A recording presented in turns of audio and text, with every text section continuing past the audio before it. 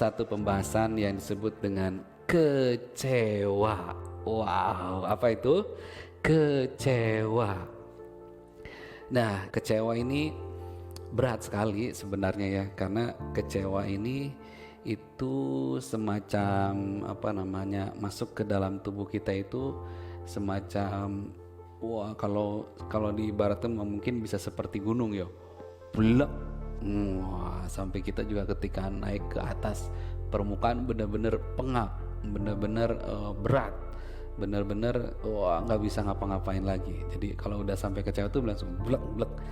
Dan dari mana sih sebenarnya awalnya kekecewaan itu lahir untuk diri kita? Ini sebenarnya sahabat-sahabat sekalian, yang awalnya, yang lahirnya, atau yang membidaninya, atau yang menyebabkannya kita itu kecewa. Di sini sebenarnya karena manusia memiliki ini, 5 hal ini.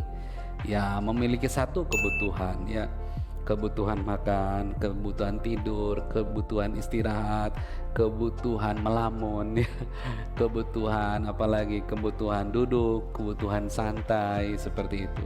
Ini sebenarnya awal dasarnya kenapa sih orang banyak yang kecewa.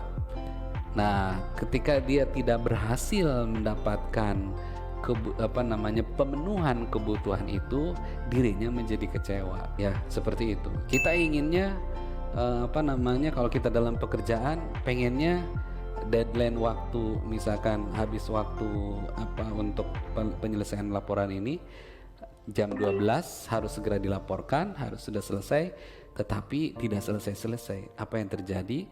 Yang terjadi uring-uringan, yang terjadi kecewa. Yang membuat orang lain kecewa itu karena ada harapan. Ya, harapannya berhasil, harapannya untung.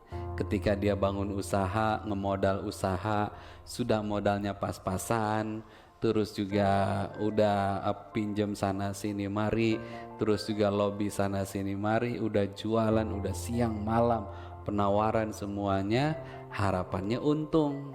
Ternyata tidak ada yang sesuai dengan harapannya. Nah, yang berikutnya ada lagi, punya apa? Punya nafsu. Nah, nafsu, ambisi lah, mirip-mirip dengan ini ya.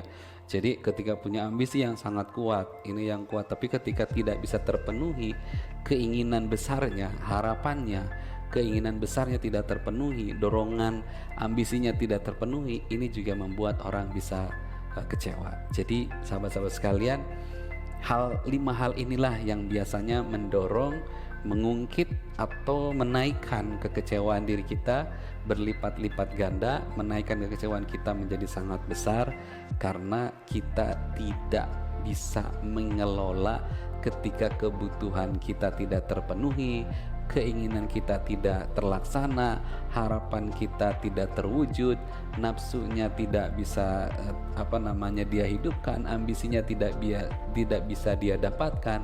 Apa yang terjadi? Yang terjadi adalah kita masuk ke dalam satu keadaan yang disebut dengan kecewa.